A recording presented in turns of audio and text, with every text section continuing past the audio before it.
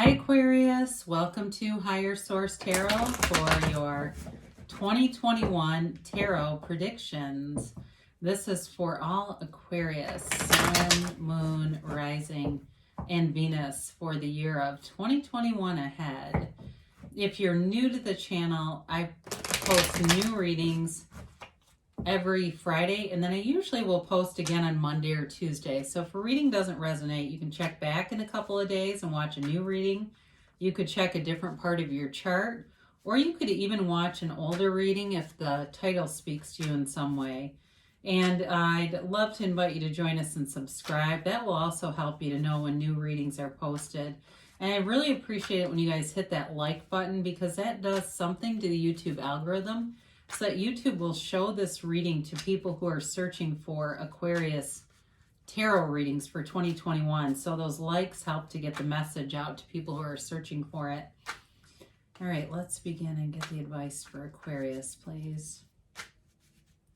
What does Aquarius need to know for 2021?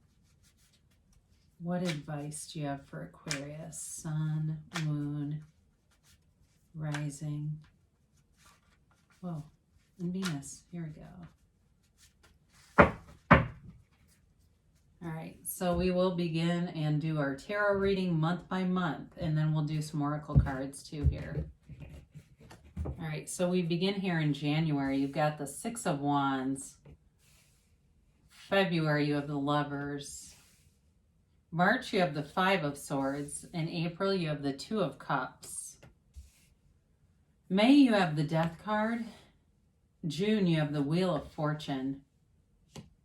July, you have the Fool. August, you have the Five of Pentacles. September, you have the Knight of Cups. October, you have the World. You have the Three of Pentacles in November and the Queen of Swords in December. Well, I do want to, I got to be careful so I don't get these two out of order, but I think I can remember. I do like how these are in a kind of in a row here, okay, with the Lovers, the Wheel of Fortune, and the World. I just think that's a beautiful arrangement. You've got a lot of wonderful aspects here, but before we get into this, I got to get our bottom three clarifiers. I've been taking the bottom three. Interesting, you have here the Seven of Cups, the Eight of Cups, so you've got 7, 8, and the 10 of Wands. And again, I always like to see cards in order like this, because we're dealing with 78 cards here. So to get those two together is, I mean, statistically, it's, pretty long shot of having that happen. But what I feel like they're telling you, this is as a clarifier, okay? So they're basically telling you, I feel like what it is walking away from or putting down any extra things this year that feel burdensome. No is a complete sentence. So if there's things that you've been doing and it's hard, it's taxing, it's adding something into your life, it's time to walk free of this and really allow yourself this energy that is waiting for you here. So you have here Gemini, Scorpio. You've got air here. I mean, you've got, let's see, 1, 2, 3, 4, 5 major arcana. So half of, well, not quite. I mean, you've got not quite half of the cards are major arcana. You've got, so he's talked about, you've got air, you've got water, you've got fire. You got a little bit of earth too. But I feel like you come into 2021, I feel like it's like, I get the phrase a lion's roar. I feel like you have, in terms of a love interest, you have somebody who is, God, they see so much in you. I mean, they really are taken by you. They have a passionate attraction for you. It's definitely moving ahead. And it's also, though, you being elevated in a career. So you may come into 2021 and get some kind of if you get new clients or you get new business opportunities, or you even just come in and get your inflow right from the jump. It's like, you get into 2021 and it's already, you've already got the wreath of victory and success hanging from your wand. This is a great card of manifestation, of you manifesting yourself in terms of your physical appearance, being happy with your physical well-being and feeling really confident. It's this confidence that you exude entering into this year, and people around you feel that you are emanating that. And so, we become what we think about. But the other part of that is we won't hold on to or keep the things that we aren't willing to become. And you're in this really high vibrational place. So it gets off to just a beautiful beginning. And you go right into February with the Lovers. So you definitely have a soulmate connection in here, all right? So let's just make sure we're clear on that. And it's somebody who really, I feel like, has a protective feeling about you. They really are very true to they're very true to their heart. They're very loyal. They're very integrous. And I feel like they really look out for you. And they may be somebody who also makes suggestions to you. Like, have you ever thought about this? You'd be so good at that. Like, and it's not patronizing. It's like they are encouraging you. They're like, oh God, you'd be really good at that. And it's very natural. It comes from a very good place, very good intentions. Now, again, for some of you with work, you go from that 6 of Wands into this, and that's because it's a match. So you may have had some hurdles to get around with work if there was some tie-up with paperwork or something. I get that for somebody here. That seems to get taken care of. It gets resolved, and it's not a major setback at all.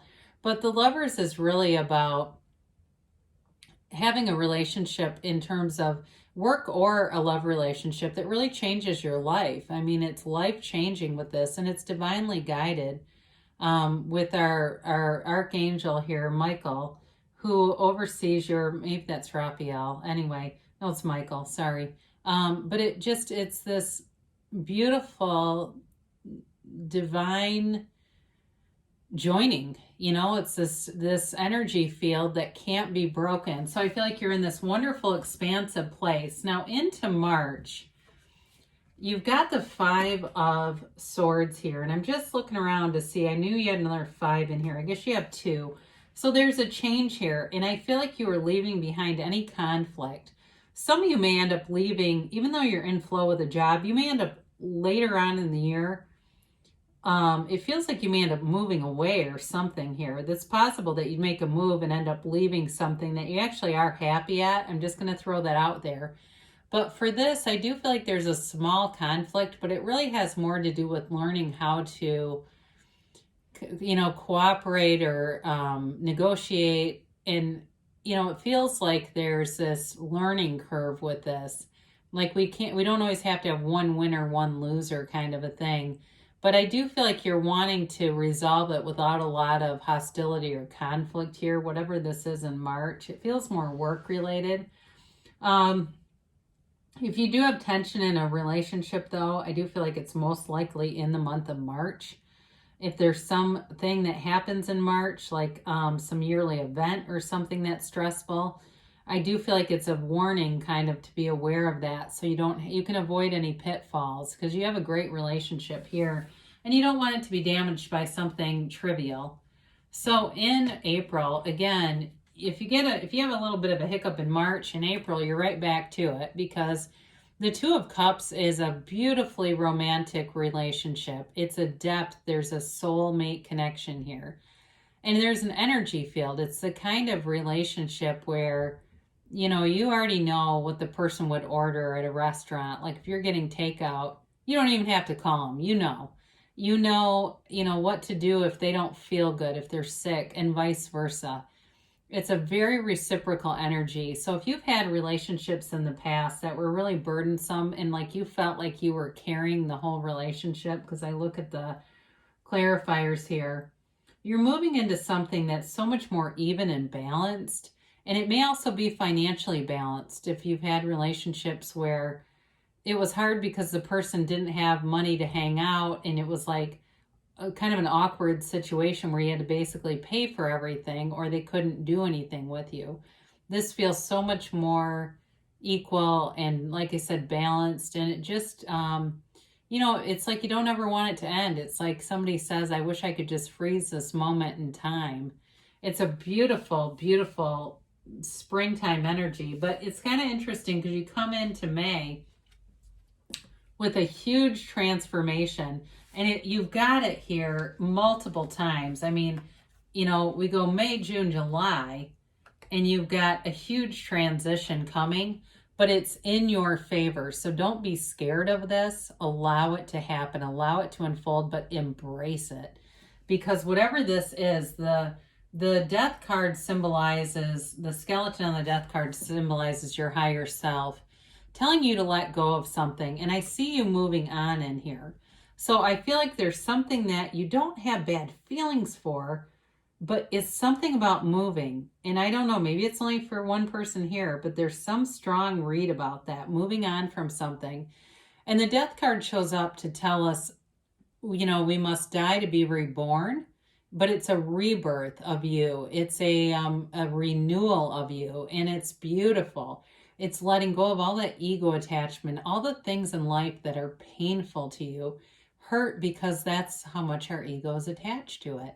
And so you've got a dawn of a new day here in this card. And this tiny little boat in the background, if you can see that, is moving towards that sun. It's moving towards the light in that seat of consciousness, the soul.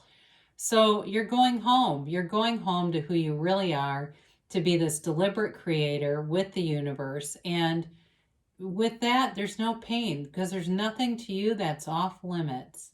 This transition is very important in your life. I feel like it's a very important transition in your life map that happens in the spring, summer months here. And there's nothing bad about it, okay? So I don't want people to be scared like it's some ominous prediction of something bad. We hear change and we shit ourselves. But really, you've got a wonderful change for such a new, it feels like a new freedom and just this big breath of fresh air. So the Wheel of Fortune shows up in June, and this turns in your favor. This is a great card in terms of changes in your favor. So if it seems like you couldn't catch a break, you can't catch a struggle with this. You have a very high vibrational frequency here. It's a very strong card of law of attraction and manifestation. So again, I said somebody here, there's movement. And whether it's just travel, because you have travel in several cards here too, that may be too, or moving into a new house is also predicted here in the cards. And so with these, the characters featured here, you have this jackal-headed thing, and it's called a Hermanubis.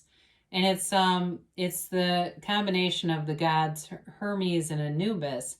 And so they're telling you that you have the energy of the gods. They're telling you that you're powerful. And I feel like for some of you, you're going to be making some decisions here. That power is really in the material world, where if you're getting a job promotion, where you're going to be in management or something. But I do feel like you're going to make some changes in terms of work and housing they're big changes, but it's really under your control. So in July, you take the leap of faith, big transition here, especially with the death card so close to it. This is a rebirth. It's a new beginning. It's a brand new day, and it's a fresh, new, clean slate. The 0 represents infinite potential. You are in the field of potentiality here. And there's honesty around you. There's integrity here. But there's also this zeal for life. It's like almost like being reborn, and almost like after someone has a near-death experience and they've got this just absolute zest for life and can't wait to begin the days. It is a wonderful summer for you with this kind of energy. And you have, self-mastery here. You're on this self-development path, but this really is a card of knowing what your experiences are, but not living in them. You're able to take chances. You take a risk here with something, but it's like, it would seem like a risk from the outside, but really it's coming from within. So within, so without, so above, so below. You are the cause, and everything around you is the effect, and it is awesome. So you go into this August with this 5 of Pentacles. And again, this is where I feel like you move away from something. You've got 2 5s here. You've got some 10s here. And so there's a change, a new beginning. But I feel like it's like I said, like it's almost like leaving a job where you're successful, but you move on to something else. Or I don't know that it's a relationship though. I feel like there's a new love here, or there's a soulmate love here. So with this, I mentioned before, it could even be a house where you move away from something. And it may be something that you thought you were going to keep and you decided to move on. And there's a little bit of a, there's a little bit of a nostalgic feeling or kind of a sadness about leaving it for some reason. It's emotional, but it's not because it's a bad move. It's just like, it feels like there's something about it where you may have had an expectation here that changed, and you're still a little bit attached to it. But again, there's no negative, undercurrent here that I really get concerned about by any means.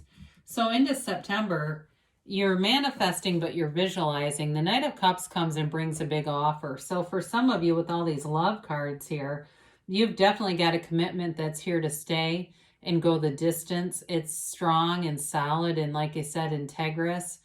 And I got the word geography, and I don't know if it means, like I said, moving. I keep getting that, and then the damn word geography.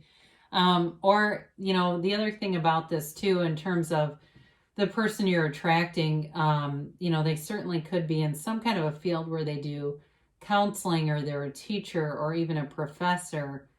But I feel like they work to help other people. They want to bring value to the world. It's not just about the paycheck. They want to be satisfied with work too. This is not somebody who will stay in a job that they hate and then come home and take it out on their family. This is a person who's passionate, who's driven by desire, but they're not fickle. It's like they go in deep. You know what I mean? Like they're in for the long haul, but they're in deep, and they have such an open heart. I've talked about this in other videos. I watched a Ram Dass clip a couple weeks ago, and he talked about how human beings go through life opening and closing their hearts like an accordion, and the real test is just to keep your heart open, because that's how you receive. This person has an open heart. They know how to do it, and they love so deeply. It's wonderful. So we get into October here, and you've got the World. This is your nirvana. I mean, it's like everything you've been doing, this is what it was for. You have gotten to this point where you're free, you are liberated, you are successful, and you feel unlimited. And that's the freedom of the money that comes in, of the security of love, and of the health that you depend on. You've got it all here. So if you've got some challenges earlier, you get the solutions. And this is also, a card of self-mastery. It is a card of ultimate alignment. And she's also a world traveler. So for those of you that are looking to travel, you do have it several times. I've mentioned that. I get Japan. I don't know. I feel like somebody's going to end up in Japan. I know it seems a long time away, but like 2022. So I'm seeing all these cherry blossoms and stuff. And again, I know that sounds like an eternity away, but look at what's happened. I mean, anything's possible. So allow yourself to be anything, Aquarius. It also could be for work. I do get travel for work, they say. But with this Dancer of the Tarot, it is a card of really bringing in all your heart's desires. It's a new cycle, and you feel awesome in this. It's an exciting time for you, and an abundant time, a prosperous time. There's absolutely no downside to having this in your reading. So you come in from that high vibe energy into November, and this is where I feel like you start to bring in that brick and mortar manifestation. Here's the house right here. So, and it comes off of such a good frequency that the right place will show up for you. The right opportunity will show up for you. This is also a card of working well with others. So in terms of being in flow and partnership, you have a mate who's a good fit, but you also have coworkers that you get along with really well here. And you have a lot of respect this year. You gain a lot of respect for your ingenuity, your out-of-the-box creativity, and bringing a new perspective to things. People love it. And, and if you're in something like engineering or CAD or design, I see drafting and computers and design. You're so good at that, whoever that is. It really is your facility. Or maybe it's your mate too. I don't know. I do get that. I get that image very clearly. Now in December, you're in your element, and I know the Queen of Swords can be a bit of a hard ass, but I do feel like she comes in to bring you clarity. She helps you make some decisions, and they may be more about this house, just decisions that need to be made, but they come easily. You're in alignment, so you have the clarity to know what to do. And this is also, in some ways, it reminds me of the Fool and the bag of experiences he carries. She's been wounded, but she's learned from those wounds. She doesn't use the wounds to manipulate other people. She doesn't use them as some kind of a social currency. She uses them for wisdom. And so it helps you have discernment in your life, which is part of the self-mastery process. So beautiful year ahead of you, for you, Aquarius. And we're going to do a Money in the Law of Attraction card before we get to our Oracle cards from Abraham Hicks here. I can give my attention to the positive aspects. Things are coming into your experience in response to your vibration. Your vibration is offered because of the thoughts you are thinking, and you can tell by the way you feel what kinds of thoughts you are thinking. Find good feeling thoughts, and good feeling manifestations must follow. Make a decision to look for the best feeling aspects of whatever you must give your attention to, and otherwise look only for good feeling things to give your attention to, and your life will become one of increasingly good feeling aspects. So I like that. We'll do a Louise Hay. She wrote, You Can Heal Your Life. This is just a short little affirmation. I trust that life wants the best for me. Pay attention to how your life is unfolding. Notice how life doesn't happen to you, it happens for you. So know that the universe is always on your side. And the universe wants to interact with you. So as you see these synchronicities, be aware of your reading and notice in the days to come what little things show up. If there's some phrase that you hear that you say, oh, Higher Source Tarot said that, it's no coincidence. It's a bridge of incidents that brings your manifestation forward. So we'll get the angel messages here. They say remain positive. So continue to have that positive vibration, because again, that's what you'll attract. You can't get what you won't become. And so what you already are is what you're receiving. Be assertive. So, don't be shy about asking. You've got a leap of faith here. So I do see that action is in your future here. And you got romance. I haven't had this in a while. I mentioned with that Knight of Cups, whoever this is, very loving, open heart, but there's a romantic depth to this relationship that's really beautiful. So enjoy every single minute of it, Aquarius. I love you, and I'll be back again soon.